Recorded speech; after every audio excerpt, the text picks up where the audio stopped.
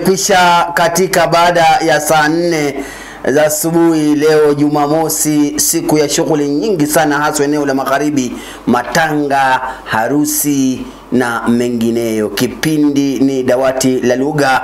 Tumejajaa hapa mtazamaji na msikilizaji kuona kwamba tumenyoosha Kiswahili kwa uwezo wetu. Leo tarehe 22 mwezi wa 3 mwaka ni ule mwaka 25. Asante kwa kufanya miadi nasi hadi tamati mwa kipindi. Mimi nitakuwa nawe awamu ya kwanza. Hiran Mgaizi najua atajukumika awamu ya pili. Nilivyokutajia matanga mengi na lazima tuliane. Kwa hivyo mimi nitakuwa naondoka kwenda kulia mwenzangu. Mwalimu vipi bwana?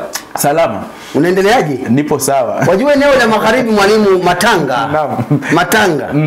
Matanga lazima tuliane tu. Kabisa. Wajua leo tunazungumzia fasihi simulizi. Fasihi simulizi. Na katika fasihi simulizi kuna utanzu wa ushairi simulizi. Kuna nyimbo zinaitwa nyimbo za mbolezi, za kuomboleza. Sasa nadhani kwamba ukienda kwenye matanga leo uomboleze vizuri. Tumia zile nyimbo ambazo unazungumzia mbolezi, nataka kuziona vizuri rasmi. Uchukue kuna kukusanya data pia katika fasihi simulizi na kuona una simu nzuri. Uchukue video nzuri uje nayo hapa kuhakikisha kwamba tunaonyesha watazamaji ukusanyaji na uhifadhi wa fasihi simulizi. Hali zako vipi lakini mwalimu? Hali shwari. Hali shwari, japo nimehamia maeneo mengine kidogo. Kuhama kuishi ama kuhama kufunza? Kuhama kufunza. Umehamia wapi? St. Peter's Mumias. Kwa karibu na mimi. Naam, pale. Si nimekwambia ni sasa hivi ninapozungumza nimekwambia nafunza kwenu. Mwalimu. Naam. Moja wapo ya shule nzuri sana eneo la magharibi. Kabisa, yafanya vizuri sana. Ni shule ambayo ina matokeo mazuri na vile vile hutoa wanafunzi bora.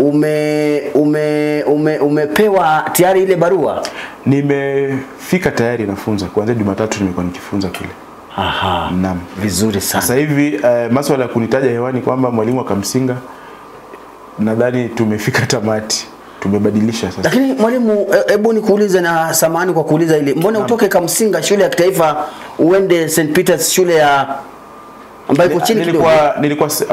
Nimekuwa Kamsinga Girls. Shule ya wasichana ya Kamsinga. Hiyo si shule ya kitaifa, ni shule ya ex county ama nje ya gatuzi. Alafu vile vile St. Peter's ni shule nje ya gatuzi. Lakini St. Peter's inayo ufanya vizuri zaidi ukilinganisha na shule zingine. Naam. Vizuri. Karibu sana kwa Wawanga, japo mazingira mazuri kuliko kule unakotoka. Siku baya. Utanielekeza. Nitakuelekeza na kutembeza. Hata utakakoishi mimi nitakuelekeza mwalimu. Lakini almradi usinifunze tabia mbaya. Si mbaya, nitakusaidia. Ni sawa. Kwa hivyo leo umesema umetuandalia nini mwalimu? Leo nataka tuzungumzie katika awamu ya kwanza fasihi simulizi.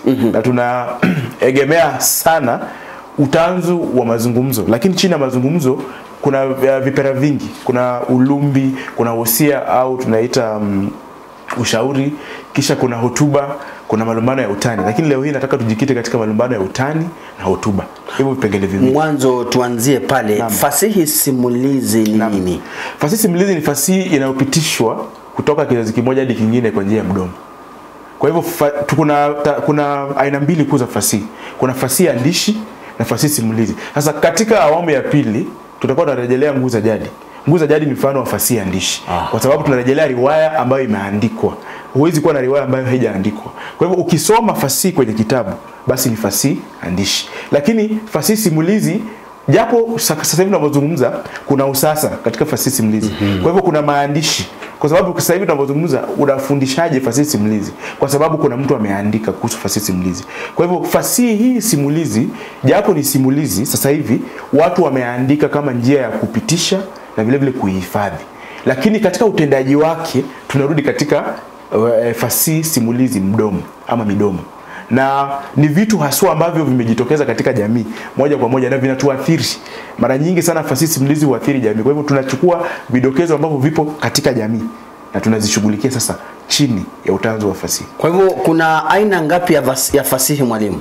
Kuna aina mbili kuu za fasihi. Fasihi andishi, fasihi simulizi. Lakini katika fasihi katika fasihi andishi tuna riwaya, tuna tamthilia, tuna hadithi fupi na tuna novela. Katika shule ya upili hatuna novela. Tunazungumzia riwaya, tamthilia kisha hadithi fupi. Lakini sasa katika fasihi andishi kuna tanzu. Tanzu ndio kubwa chini ya fasihi simulizi. Kwa hivyo unaweza kuwa na utanzu kwa mfano kuna utanzu wa semi. Chini ya semi kuna nini? Kuna vipengele tofauti tofauti ambavyo tunaita vipera. Kama vile kuna mafumbo, vitendawili, hivyo ni semi.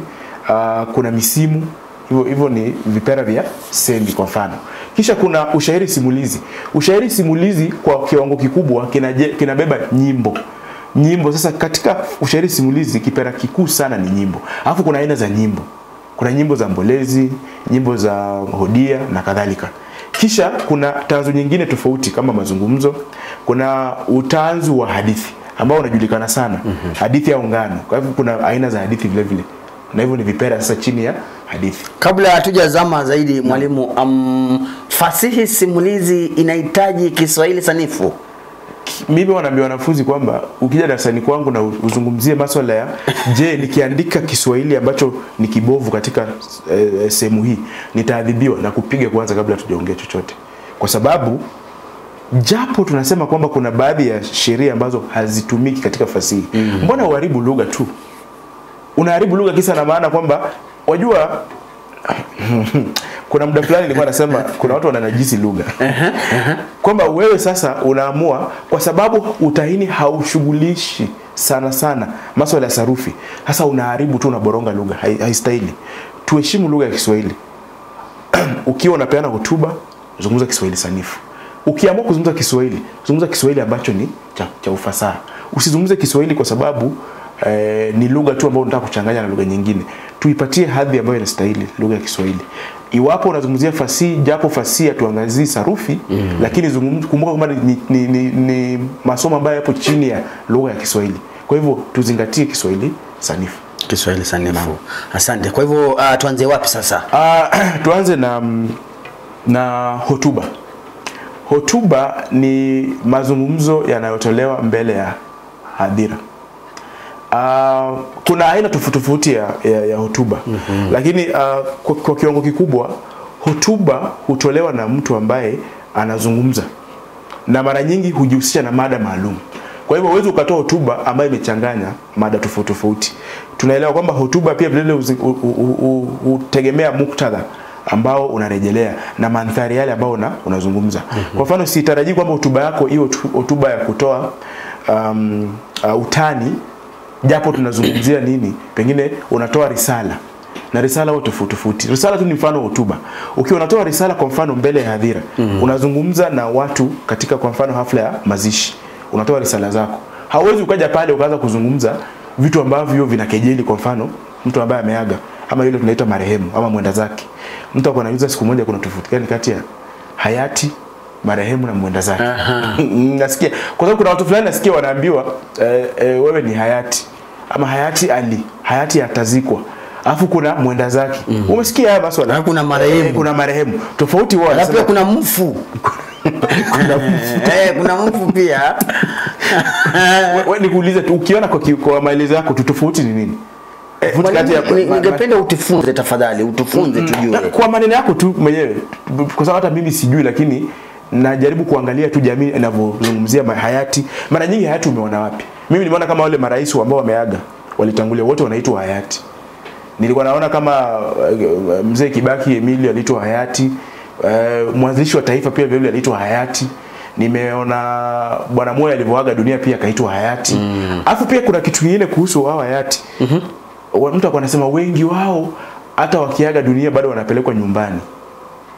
Hawaishi kwenye mochari, lakini nyumbani. Siliona kama walikuwa wanapelekwa Lee Funeral Home. Pale ni nyumbani. Sio ni nyumba, home. Sasa kuna viwango. Nazungumzia viwango vya maisha. Kwamba hata katika mtu asikuambie kwamba binadamu ni sawa. Hata katika maisha ya watu kuaga dunia, binadamu si sawa. Kuna utofauti. Hebu mwalimu, samahani ashakumsima tu, si leo hii mzee Raila kafa, tutamuita hayati? Hayati? Naam. Kwa nini? Nadhani tofauti kubwa kati ya hayati na marehemu ni kwamba hayati huwa ni mtu ambaye ana viwango fulani katika maisha. hata mazishi yake, miviga na mitindo inayotumika kumzika huwa ni tofauti. Kuanzia kwa mavazi, mipangilio ya mazishi, wale ambao wanazungumza, sherehe ile nzima ya hafla ya kumzika, ukiangalia vizuri huwa ni tofauti kabisa. Yupo rafiki yangu nimekutana naye jana, akawa anaita yule aliyokuwa mwenyekiti wa IEBC. Naam. Anamuita hayati. Ni vizuri kweli? Ukiangalia hayati Chebukati. Naam, ukiangalia maisha yake alivyoishi hapa na viwango alivyoshikilia na nafasi yake katika jamii, yule ni hayati. Kwa hivyo Mwalimu hayati ni mtu ambaye ni mtu ambaye alikuwa na heshima kubwa sana kulingana na jamii. Sijamuona mtu akisema hayati, nasikia marehemu. Na sasa ukiweka kwa mwenda zake inamaanisha wewe uliaga tu dunia. Kwa hivyo ila ni akafa mwenda zake.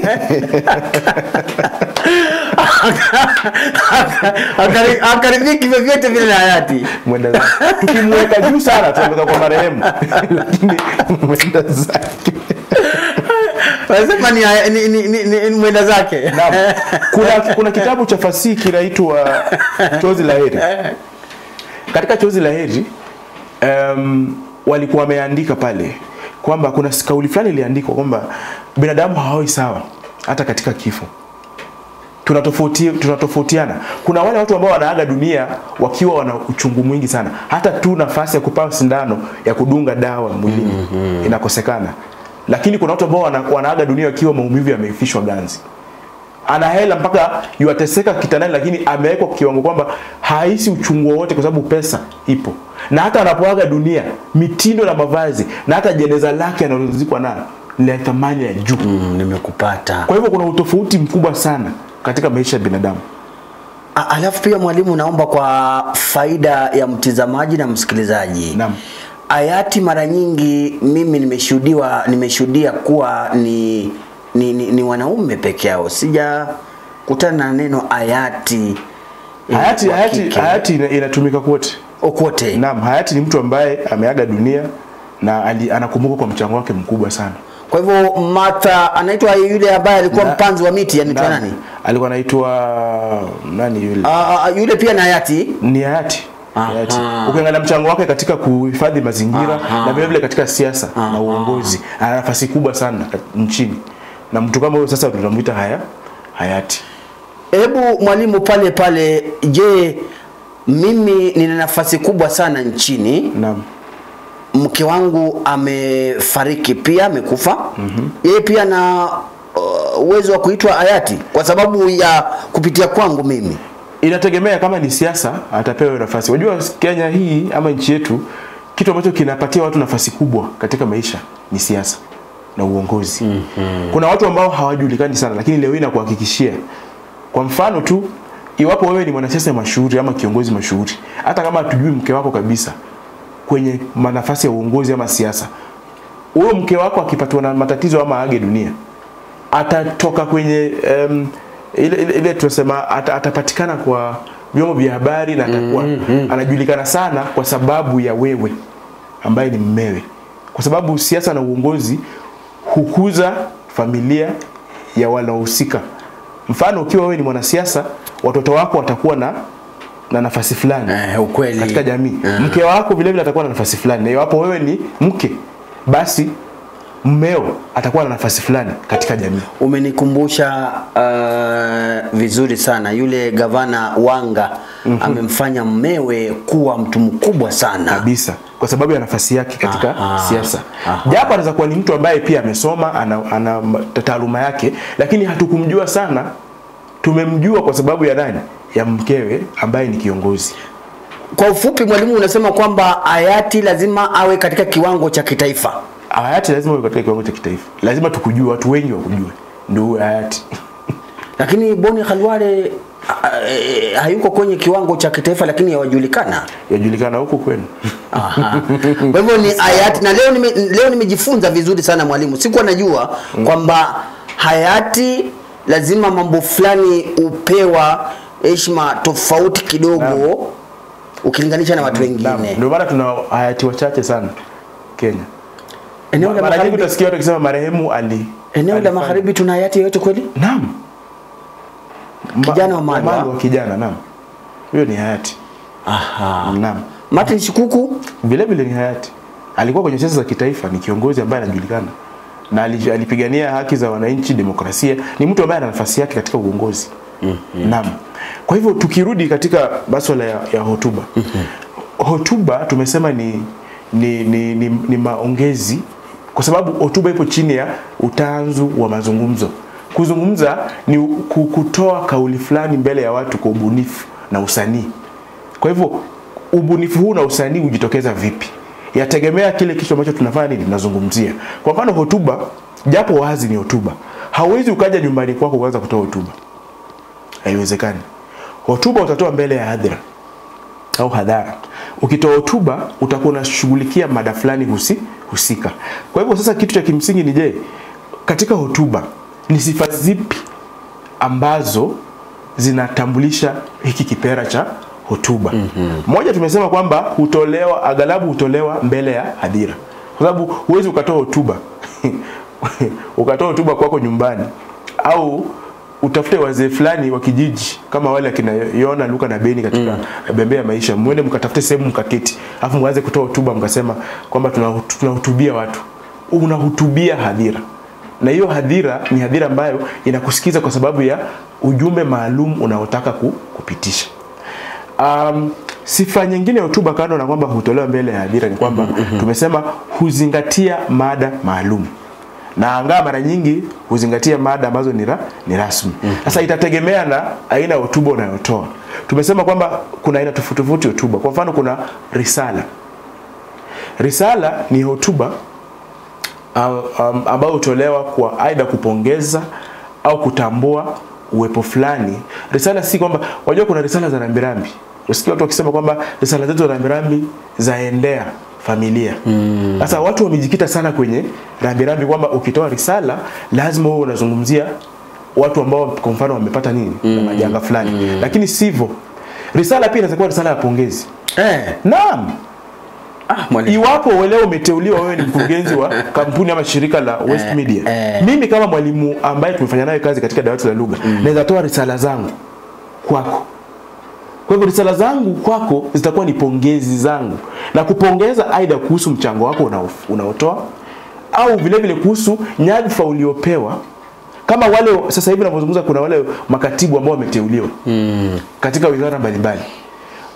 Aidha rais ama naibu wa rais ama mtu yoyote yule ambaye ana pengine kwa mfano nafasi katika serikali, anaweza amua kutoa risala zake. Atoe risala zake kwa hao walioteuliwa akiwapongeza. Na vile vile swala la risala na hotuba hujitokeza katika insha. Kana kwamba tunazungumzia fasihi simulizi. Mara nyingi najua hata watazamaji wengi ambao wanajua hotuba katika muktadha wa nini? Wa insha. Lakini unajua kwamba katika fasihi simulizi kuna mazungumzo. Kana na risala kuna mhadhara. Hizi ni aina, unaweza uliza aina za hotuba. Tumesema kuna moja ni risala. Na nimesema risala usijikite katika kutoa risala kwa maana kwamba unatoa dukuduku lako kuhusu mazishi kwa mfano au matatizo ambayo yamekumba mtu. La, kuna risala tofauti. Unaweza toa risala za rambirambi, ile mnaita condolences katika Kiingereza, na kuna risala za pongezi, ile mnaita katika Kiingereza sijui sikusoma sana. Alafu sasa kuna aina nyingine ya hotuba ambayo tumesema ni mhadhara. Mhadhara hutolewa katika hadhara fulani. Na katika hadhira fulani tunafafanua kuhusu mada fulani au jambo fulani. Mfano mhadhara, unasikia kwa mfano ukiwa chuo kikuu unasikia wakisema kwamba leo kutakuwa na hafla fulani ya mhadhara. Pengine tuseme kama ni naibu chancellor anazungumza kuhusu kitu fulani, au ameleta mtu fulani ambaye ana mchango fulani kuzungumzia kitu fulani. Kwa hivyo utapata kwamba hotuba ile anayotoa ni mhadhara. Umenikumbusha mbali kwa sababu wakati ambapo tulikuwa tunakaribia mitihani ya kitaifa, kulikuwa na watu wanakuja wanaojua zaidi kama wewe kwamba insha huenda ikatoka mahali pale. Kwa hivyo tunajikita pale, tunarudia pale. Mnaweka kwenye bwalo, dining hall, ukumbi. Na mnaketi ange. Unaambiwa mtu asijaribu kulala. Ukilala wewe utapata mwana si wako. Sasa huo ni mhadhara. Na ni hadhira ile ambayo yule ambaye anapeana hotuba, mtubu hutoa hotuba yake. Na angaa mara nyingi analenga mada fulani. Kwa hivyo lazima kuwe na mada. Inategemea. Iwapo ni kazini, pengine ni mada ya kama hapa ninajua mnafanyiwa ile mnaambiwa qualities of a good worker. Mnaambiwa kama wewe mfanyikazi lazima upewe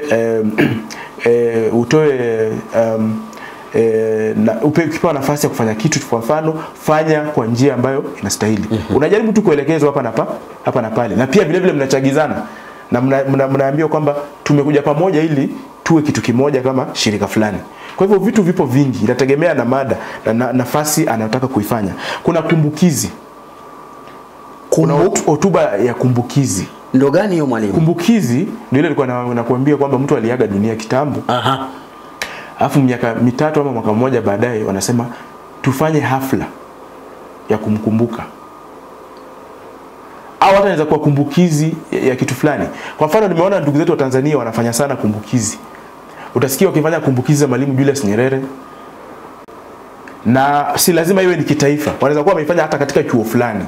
Kisha wanatambua nafasi yake katika uongozi pengine na kupigania haki. Kitu ambacho sisi wa Kenya hatufanyi. Kuna watu viongozi ambao walitusaidia wakawacha alama maishani mwetu. Watu ambao walipigania demokrasia kwa mfano na sasa hivi hawapo. Watu ambao walipigania elimu na usawa katika jamii na hawapo. Ni vizuri wakati mwingine hivi vyuo vikuu vifanye kumbukizi kama hizo. Na walete wanafunzi pamoja, wale wa chuo kikuu, vyuo vikuu, walete watu kuzungumza na tuangalie mchango wa huyu mtu ambaye sasa hivi hayupo. Nafasi yake ilikuwa ni ipi? Na kupitia hayo ni hotuba itakuwa inapeanwa. Kuna rafiki yangu, hatujakutana naye japo, lakini nasema rafiki yangu sababu namfuatilia sana. Anaitwa PLO Lumumba. Ukimuona Afrika nzima anajulikana. Yuapenda sana kupeana, ni mzuri, akizungumza Kiingereza ako sawa. Akizungumza Kiswahili pia vile vile yupo sawa. Hata Kiswahili ako sawa? Sana zaidi hata Kiingereza sasa. Naam. Sasa huyo ni mtu ambaye ni mfano wa mtu ambaye hupeana hotuba. Ukimwangalia anaitwa kuzungumzia hafla fulani au mihadhara fulani anazungumzia, ni hotuba anafanya nini? Anawapatia. Kwa hivyo najaribu kuambia mtazamaji aelewe hotuba ni nini haswa. Atoka kwenye hotuba ya insha, tupo kwenye hotuba ya fasihi simulizi. Kumbuka chini ya mazungumzo, uwezo wa mtu kuzungumza mbele ya hadhira kiufasaha kwa kutumia lugha na kuzungumzia mada fulani. Ndio hotuba sasa tunazungumzia hapa. Kuna hotuba nyingine ambayo ni hotuba kawaida tu. Hotuba ambayo inazungumzia hotuba isiyokuwa rasmi. Hotuba ya kawaida isiyokuwa rasmi huzungumzia masuala ya kawaida. Kwa mfano tu kuzungumzia vitu vya kimsingi vya maisha na jamii na vitu ambavyo vinaathiri watu kawaida. Kwa hivyo hapa huwa hatuna mambo mengi sana.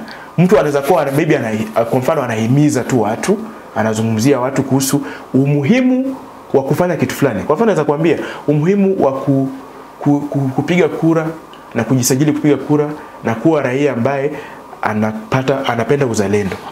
Alafu pia mwalimu, mtu kwa mfano mhubiri kanisani, kuna kuhubiri vile vile. Ni mfano hotuba. Kwa sababu watu wameketi. Na wewe kama mhubiri umeketi pale, unasimama pale mbele unawazungumzia, unatoa hotuba, unahutubu.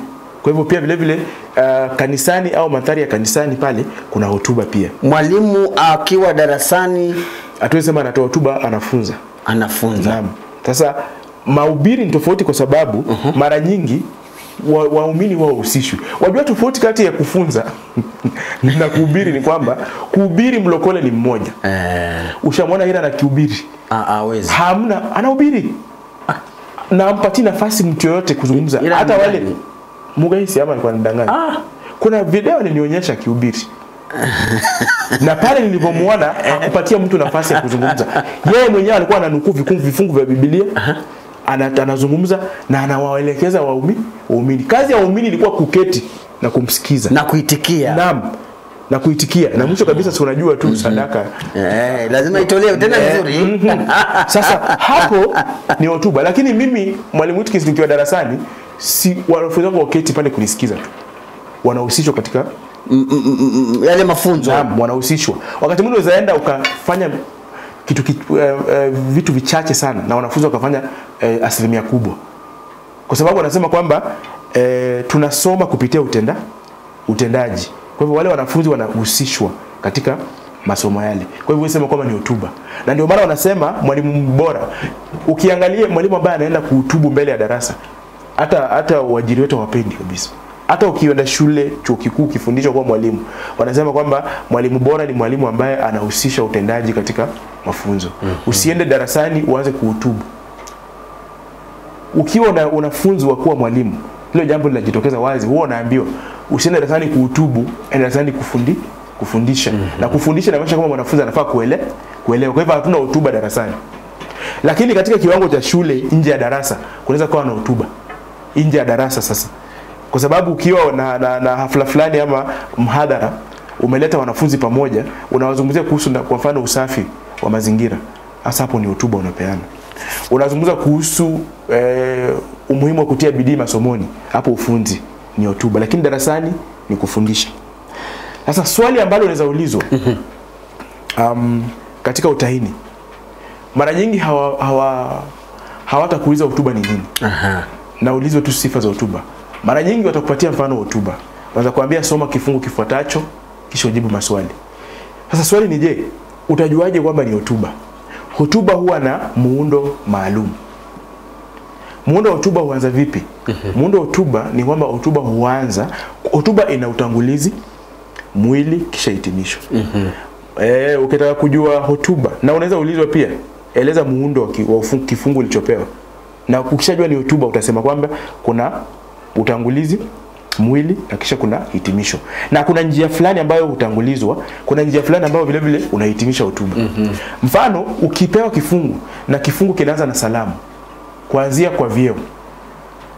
Mwalimu mkuu, naibu wa mwalimu mkuu, wasimamizi wa idara mbalimbali, uongozi wa walimu, wanafunzi, hamjambo. Kwa hivyo pia vile vile kuna kusalimu.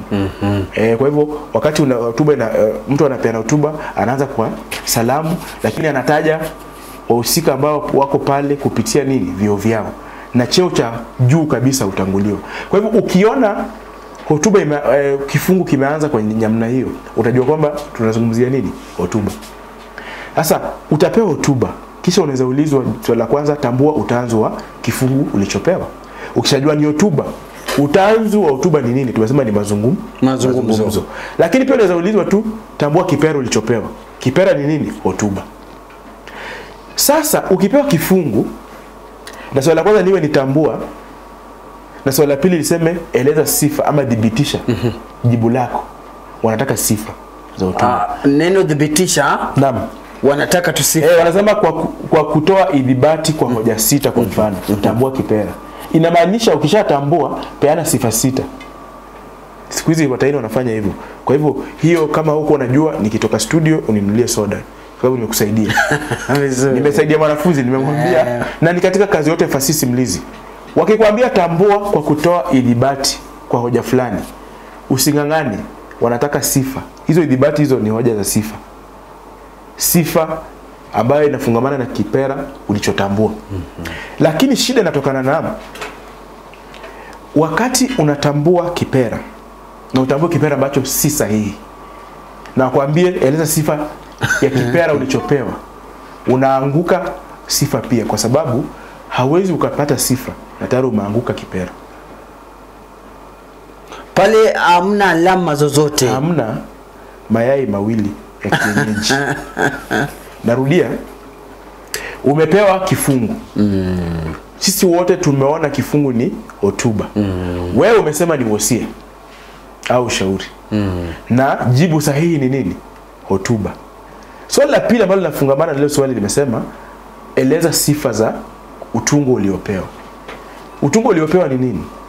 Hotuba. Wewe umesema ni nini? Wosia. Kwa hivyo sifa zako ambazo umeandika ni za nini? Ni za wosia. Kwa hivyo nikipatia 0 Maliba, nimekosa wapi? Lakini mwalimu pia wakati mwingine nyinyi wajua mwanafunzi muda pia amemaliza pale, muda mwingi atumia kalamu mwalimu. Hata kama amekosea kuhakikisha kwamba pia unamtia moyo mwalimu. Mbona umpe yai? Nampatia yai kwa sababu ni sheria na kanuni. Unajua kila lugha au kila somo lina sheria na kanuni fulani. Kwa hivyo ni kanuni iliwekwa, na waliweka hiyo kanuni na ni ukweli. Ukiangalia wanasema ukweli. Wanasema kwa mfano ni kama Hira anakuja studioni. na pia vile vile wewe unakuja studioni. Kwa hivyo mmetoka sehemu tofauti tofauti. Swali limesema watambue Hiran. Alafu wameita Hiran Maliba. Kisha wakasema swali la pili kasema peana sifa za mtu uliotambua. Walifaa watambue Maliba, wametambua Hiran. Wamepeana sifa za nani?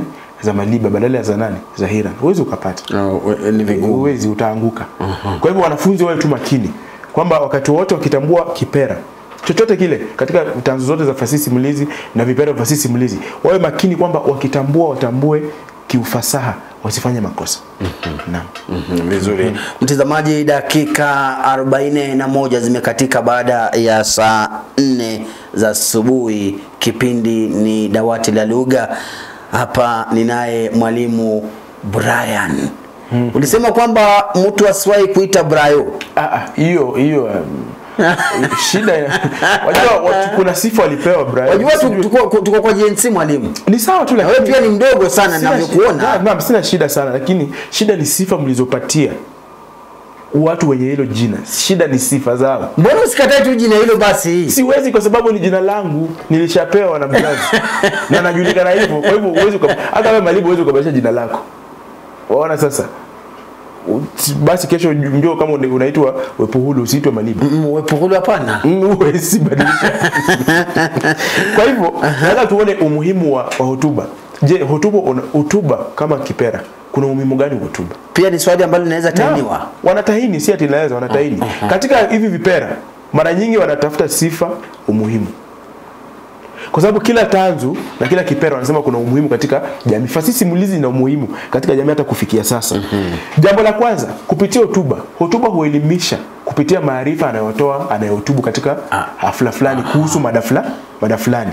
Umuhimu wake, iwapo nazungumzia usafi, nitakuwa naelimisha. Kwa hivyo utapata maarifa. Iwapo nazungumzia namna kuadilisha jamii, kuna kitu utapata katika hotuba. Kwa hivyo hotuba zote zile huelimisha ama upitisha maarifa kupitia mada fulani anayozungumzia anayohutubu. Vile vile huadilisha. Kuadilisha unamaanisha nini? Kuadilisha inamaanisha kuelekeza ama kupeana maadili mema. Kwa hivyo hotuba huadilisha jamii husika au jamii kwa ujumla kuhusu masuala fulani ambayo pengine ni potovu. Nikitoa hotuba yangu kuhusu namna ya kuwa na nidhamu shuleni.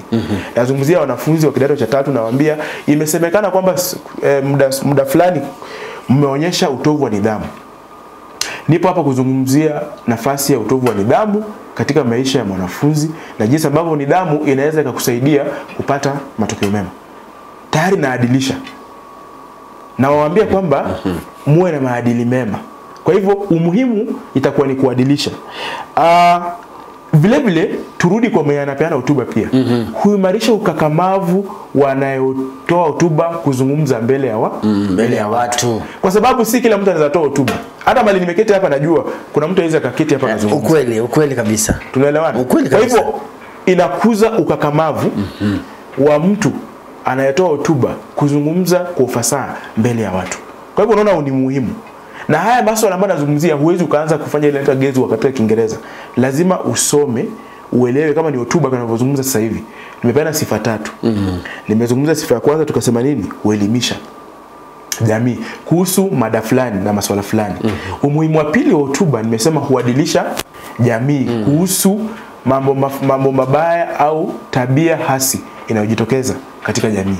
3 nimesema hukuza ukomavu wa mtu kuzungumza au kutoa hotuba mbele ya hadhira. Na nimesema kwamba hata wewe mtazamaji ulipo nyumbani unajua kwamba kuna muda ulipewa kipaza sauti katika hafla fulani uzungumze. Ulikuwa na wakati mgumu sana. Ukamaliza ukasema Mungu nimemaliza, asante.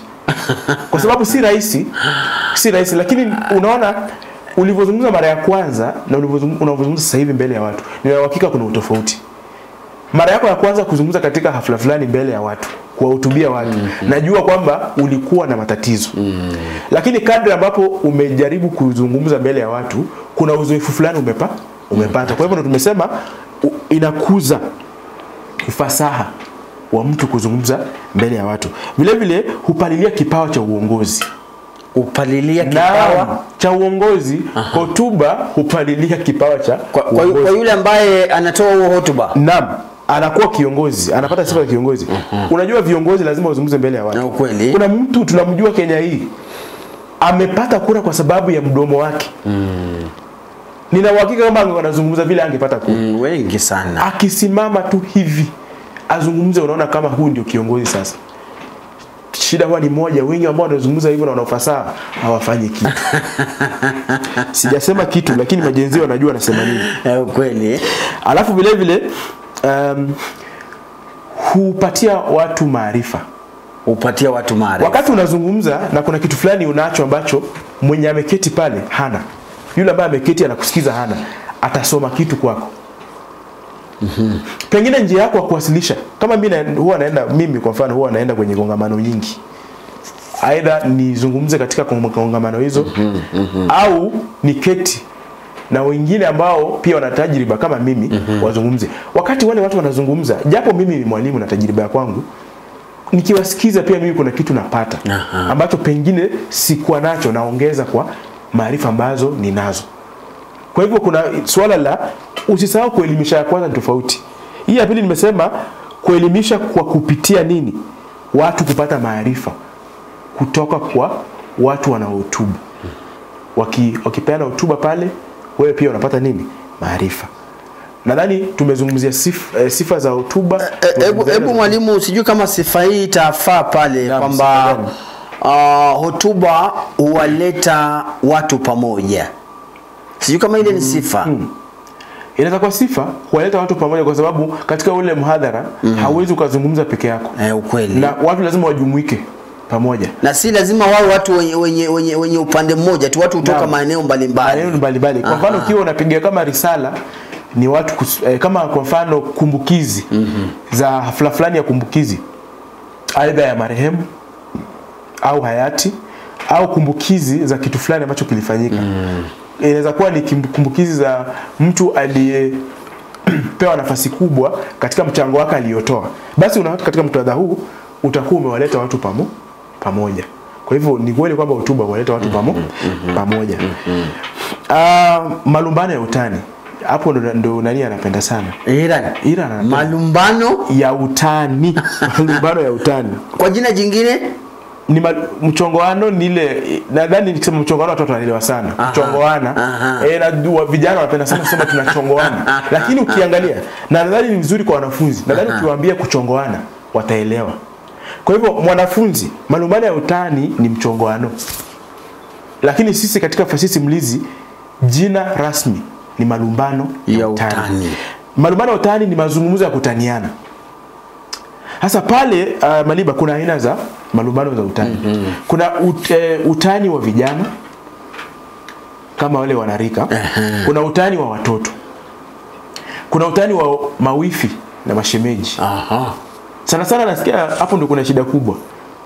Mawifi na mashemeji wanataniana sana. Na naambiwa kwenye jamii fulani huwa inaenda zaidi ya utani na maneno yanaharibika. Sijui kama ni ukweli. Mara nyingi nasikia kwenye jamii fulani. Shemeji huwa kuna uhusiano fulani wa kikaribu sana ambao si rasmi vile. Na mara nyingi nasikia huleta matatizo katika jamii fulani. Alafu vile vile kuna utani wa marika. Ukikutana na wale wazee ambao walikuepo muda fulani, sasa hivi wanazungumza ni wazee fulani, wakikutana kuna vijana wanataniana kuhusu namna ambavyo walikuwa wanaishi. Kama ni twist walikuwa wanacheza kitambo, wanapiga utani pale, wanasema sisi tukiwa wadogo tulikuwa tunaenda sijui msichana anasema wewe unajua unafaa niheshimu mama yako, kama sababu ya rika yangu mama yako tulipiga naye dance, hata kama hakufanya dance na mama yako. Ni utani, lakini kuna ujumbe fulani anapitisha. Mwingine anakuambia kama ningekutana na mama yako ningemfanya mke wangu. Ni utani, lakini kuna kitu anapitisha. Anajaribu kusema kwamba umri wake ni babako. Lakini alisema tu mimi ni baba yako. Amesema wewe ningekutana na mama yako wewe unajua ningemuoa.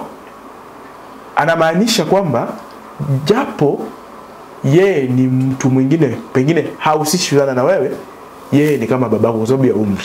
Kwa hivyo anajaribu kupitisha ujumbe pengine la anga umheshimu, kwa sababu pengine hauna heshima. Ameona kwamba wewe kuna heshima, sasa nataka umheshimu. Kwa hivyo kuna wanarika ama watu wa rika moja, kuna vijana wanataniana, kuna watoto, nimesema kuna mashemeji na wifi. Labda ni peane mfano mmoja wa malumbano ya utani. Kwa sababu tumesema kwamba wanapeana vipera. Unaweza ukaambiwa wewe ni mweusi kiasi kwamba ukiingia gizani taa zinazimika. Au ni wa vijana sasa ama watoto. Sana sana watoto ndio wanapenda vitu kama hivyo wanacho. Kwa hivyo ukiangalia ndio maana kwa nasema mchongoano. Ukiangalia vizuri ni utani, lakini jinsi ambavyo inatoka kama ile mnaita mchongoano katika lugha yenu. Wewe ni mweusi sana kiasi kwamba ukiingia kwenye chumba taa zinafanya nini? Zinazimika. Hapo utaona watu wanacheka. Umenikumbusha siku moja mtoto wangu akawa anataniana na mwenzake akasema kwamba babako mweupe hadi hamna haja ya kuwasha taa kwa nyumba. Unaona sasa unaona wale watoto sasa wanataniana. Alafu kitu kingine tutakuwa tunaangalia, nadhani tukianza kuangalia sifa za malumbano ya utani, kuna sifa itajitokeza wazi pale. Kuna vile nyingine sijui kuna mmoja nilikuwa natafuta, watu walikuwa wanaifanya sana kwenye mazishi, japo kwenye mazishi. Mtu anasema afadhali umekufa, tutakuzika sasa, magala yetu yaimarike. Hebu rudia mwalimu. Afadhali umeaga dunia ama umekufa, tutakuzika sasa, magala yetu yaimarike. Mtu ameaga dunia lakini mtu anasema afadhali umekufa. Ni utani. Kwa sababu huwezi ambia mtu afadhali umekufa, ni utani. Lakini anamaanisha nini? Kuna ujumbe anapitisha. Anasema kwamba japo umekufa ndio, lakini angaa sasa sisi pia tumebaki wachache, kwa hivyo rasilimali zitatutosha. Kama ni shamba tutakuwa nao sisi wote sasa. Sababu shamba la kwako huwezi enda nao, tutakutafuta sehemu kidogo cha kuzika. Alafu ile sehemu kubwa ambayo imesalia sisi tuliobaki hai, mali yako hizi huwezi enda nao mbinguni. Sisi tuliobaki hai tutakuwa na mali yako. Huo ndio ujumbe. Kwa hivyo malumbano ya utani kwa njia ambayo itakuwa rahisi kwa wanafunzi kuelewa ni mchongoano. Mchongoano. Naam. Na umesema kwamba kuna wanarika, kuna mashemeji na wifi, kuna vijana, kuna watoto. Kategoria na vitengo vya malumbano ya utani wa tofauti. Sasa katika mtihani wa kitaifa hautaambiwa tu malumbano ya utani ni nini. Wanaweza wakaamua wakakupatia kifungo cha kuchongoana. Kama hiyo ambayo nimesema. Wanaweza kuandikia pale, wewe ni mweusi, soma kifungu kifuatacho kisha ujibu maswali. Wewe ni mweusi kiasi kwamba ukiingia chumbani taa zinazima. Afisa la kwanza anakuuliza, tambua kipera cha utungo uliopewa. Na mwanzoni umesema kwamba kipera ni hotuba. Hapana, sasa kipera hiki ni kipera kingine. Tofauti na hotuba. Tunaangalia malumbano ya utani na hotuba. Tumeanza hotuba. Sasa tuko katika kipera cha malumbano ya utani. Utanzu ndio moja, mazungumzo. Kwa sababu malumbano ya utani ipo chini ya mazungumzo. Hotuba ipo chini ya mazungumzo. Wasia au shauri nasaha chini ya mazungumzo. Ulumbi chini ya mazungumzo. Lakini leo hii tuko tunajikita katika hotuba na malumbano ya utani. Hivi vyote ni vipera chini ya mazungumzo. Kwa hivyo ukiambiwa wewe ni mweusi kiasi kwamba ukiingia gizani chumbani taa zinazima. Shida ipo pale. Wanafunzi wengine wanaweza wakacheka, wakadhani kwamba ni vichekesho. Kwa sababu kuna pia vile maigizo ya jukwani. Chini ya maigizo ya jukwani kuna vichekesho. Vichekesho ndio mnaita stand up comedy katika Kiingereza. Sasa malumbano ya utani si stand up comedy. Kwa hivyo si vichekesho. Kwa hivyo wanafunzi wawe makini sana na hii sehemu.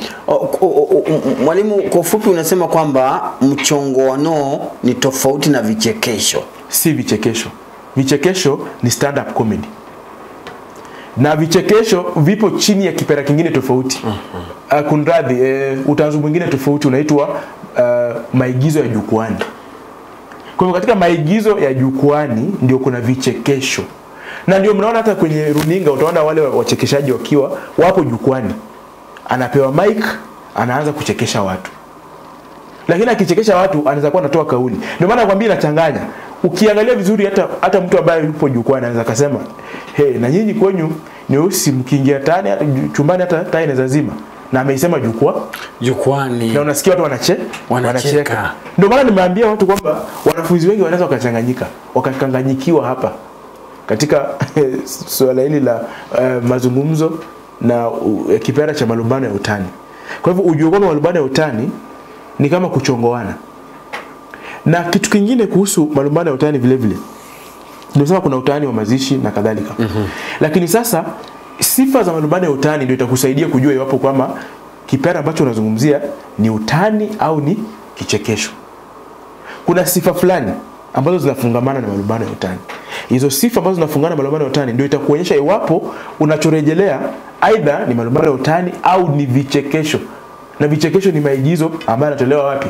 Jukwani. Kwa hivyo tuangalie sifa hizi ni zipi, sifa za malumbano ya utani. Shida ya kwanza, na uone tofauti. Malumbano ya utani hutolewa kati ya watu wawili. Kati ya watu wawili. Kati ya watu wawili au vikundi vingapi? Viwili. Kati ya watu wawili au vikundi viwili vya watu. Angalia stand up comedy au vichekesho. Ni mtu mmoja ambaye anahutubia watu kwa njia ya kuchekesha. Wewe huwa uhusishwi. Wewe umeketi, kazi yako ni kucheka. Lakini utani ni watu wangapi? Wawili au makundi mawili. Sifa ya kwanza. Sifa ya pili, hufanywa kwa kujibizana papo hapo. Ndio maana naambia mchongoano, ukimpatia naye anarusha, anakupa. Waona sasa? Kwa hivyo majibizano hufanyika kati ya watu wawili na majibu hupeanwa papo hapo. Kitu kingine, hufanywa kwa njia isiyo ya kuudhi. Lakini wengine huudhika mwalimu. Nitakuja pale kiudhika. Sasa ukifanyia mtu na audhike, basi si malumbano ya utani. Kwa sababu lazima wewe ni watu ambao wanataniana. Mimi na wewe tukitaniana, kama sasa hivi tunavyozungumza, mtazamaji, wakati angaa sasa utatumia mfano mzuri afu waelewe. Mtazamaji, ukiona kila wakati tunazungumza na tunataja Hiran hewani na tunampatia sifa mbaya na tunacheka, inamaanisha tunataniana. Na hawezi akasikia vibaya kwa sababu anajua tunataniana. Lakini iwapo utafanya hivyo na mtu akasirike, haiwezi kuwa ni utani. Inamaanisha kwamba nyinyi wawili si watani. Hawezi ukatania mtu ambaye si mtani wako. Kwa hivyo malumbano ya utani ni malumbano baina ya watu wawili na anga hawa watu huwa wanaelewana. Na utolewa kwa njia isiyo ya kuudhi. Na ukiona mtu ameudhika, vitu ni viwili. Aidha haikuwa utani, pili ulisema ukweli. Kuna mara nyingi mbona si ukweli. Nikisema kwamba Hira ni siku hizi kazi yake ni ulokole na wanakusanya pesa za watu. Hira anafanya ulokole. Ukweli. Hasanyi pesa za watu. Ukweli. Kwa hivyo iwapo ataudhika, inamaanisha huku tania ulikuja ukasoa siri yake ama ukasema kitu kumhusu na ni cha ukweli. Na unaona kaudhika. Kwa hivyo malumbano ya utani huwa ni utani. Si vitu vya kweli, ni utani. Tunataniana. Na lazima iwe ni watu wawili ambao wanajuana na wanataniana. Mwalimu, pia naomba hiyo tuweke kama sifa kwamba malumbano ya utani lazima wawe watu wawili wanaojuana. Hiyo pia inaweza kuwa sifa. Ipo sifa pale, ningekuja pale. Hufanywa kati ya watu wawili walio na uhusiano mzuri. Hufanywa baina ya watu wangapi? Wawili walio na nini? Uhusiano mzuri. Watu wasiojuana, huwezi ukatania mtu ambaye mna uhusiano mzuri. Mtapigana vibaya sana. Lazima iwe ni marafiki. Uhusiano wenu lazima uwe mzuri ndio fanya nini? Mfanye utani. Na mwalimu, mara nyingi wewe utoa mifano ambayo ni hai, kwa sababu leo asubuhi nilikuwa ingia kwenye gari pale Mumias. Naam. Na rafiki yangu mmoja ambaye ni wa mbali kidogo akasema kwamba bwana, una tumbo kubwa kama mtungi. Kweli hata mimi nikitizama tumbo kubwa kidogo nikasema kwamba huyu anafanya matani lakini ameenda zaidi. Ameenda zaidi. Tunaona sasa amepitiliza. Ameenda zaidi mwalimu. Tumbo yangu kubwa kweli na hatuna uhusiano wa karibu na huyu bwana. Sasa hapo kuna shida. Lazima uwe na uhusiano wa karibu sana na mtu. Ndiposa mtaniane. Na vile vile malumbano ya utani hutumia lugha ya mizaha katika wasilisho. Mara nyingi lugha huwa imelegea, si lugha rasmi, na lugha yenyewe imejaa nini? Mizaha. Ona sasa. Sasa kuna hilo swala vile vile. Alafu huchukua njia ya ushindani. Kila mtu au mmoja wenu hutaka kushinda mwingine. Ndio maana katika mchongoano huyu anarusha. Ikiwa kali zaidi anasema nimesalimu amri. Sasa katika mchongoano anasema nani atashinda mwingine.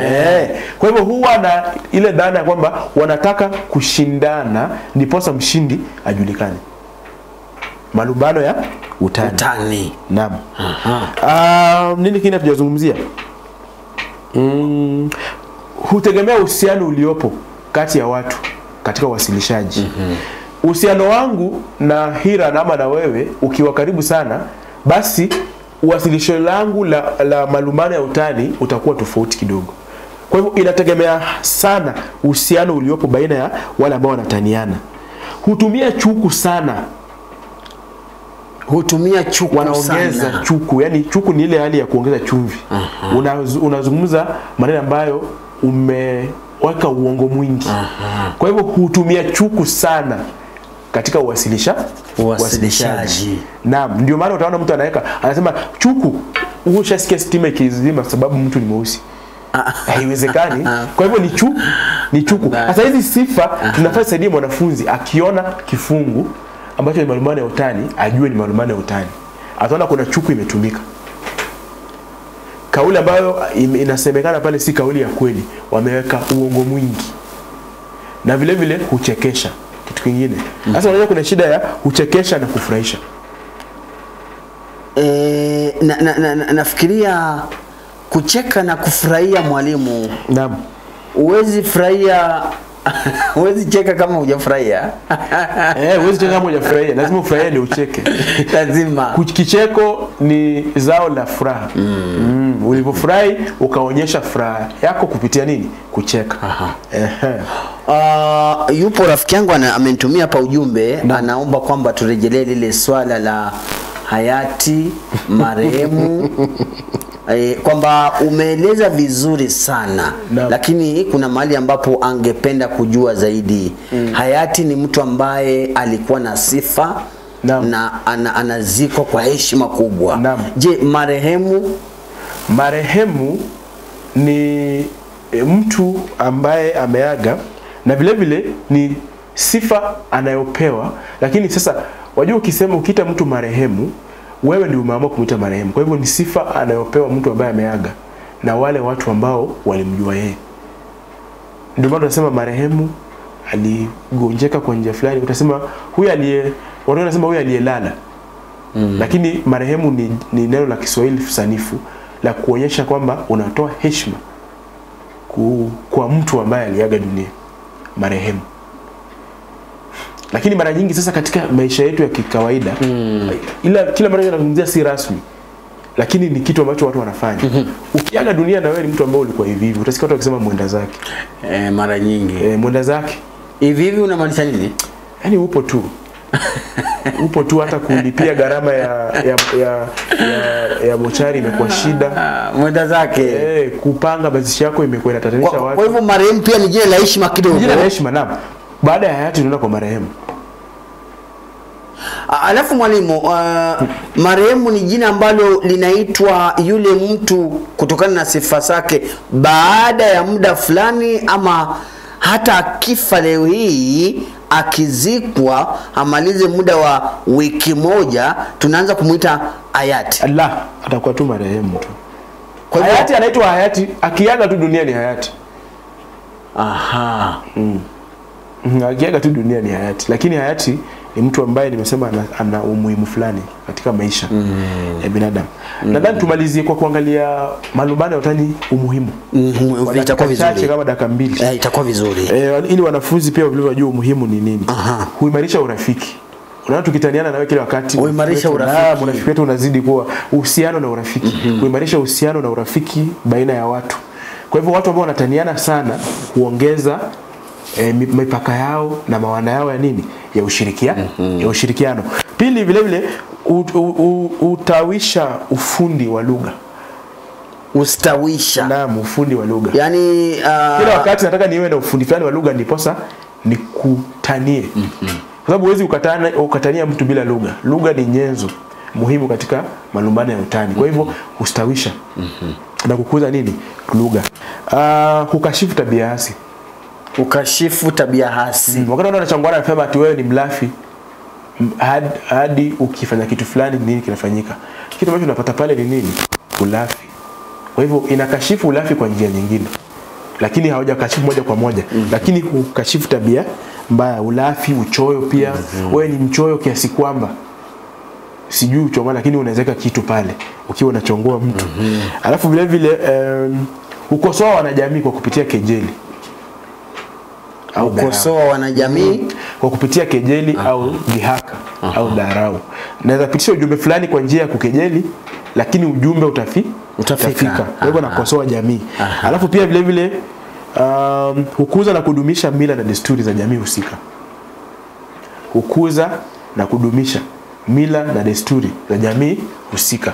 Kuna desturi kama Waswahili, jamii ya Waswahili wanapenda sana kulumbana. Kwa hivyo ukienda pale pwani watu wanataniana sana, hasa wa mawifi.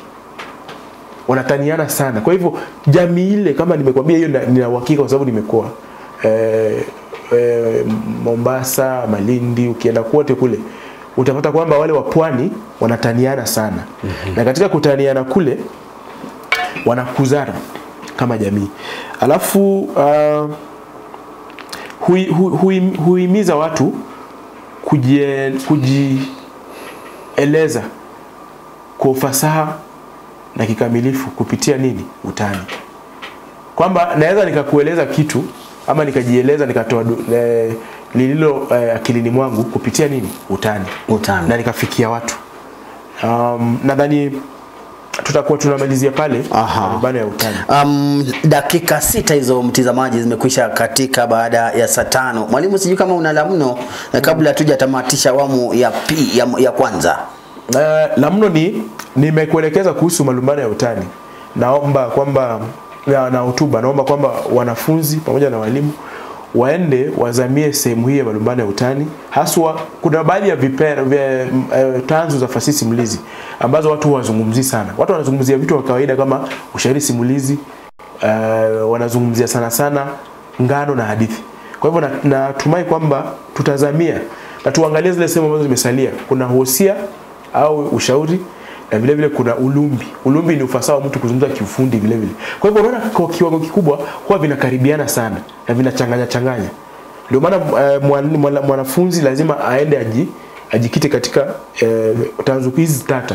Kwa tunaziita tanzu tata kwa sababu ukichukua hotuba uweke hosia, uweke malumbano ya utani, uongeze pale ulumbi, utapata kuna kukaribiana kwa sana.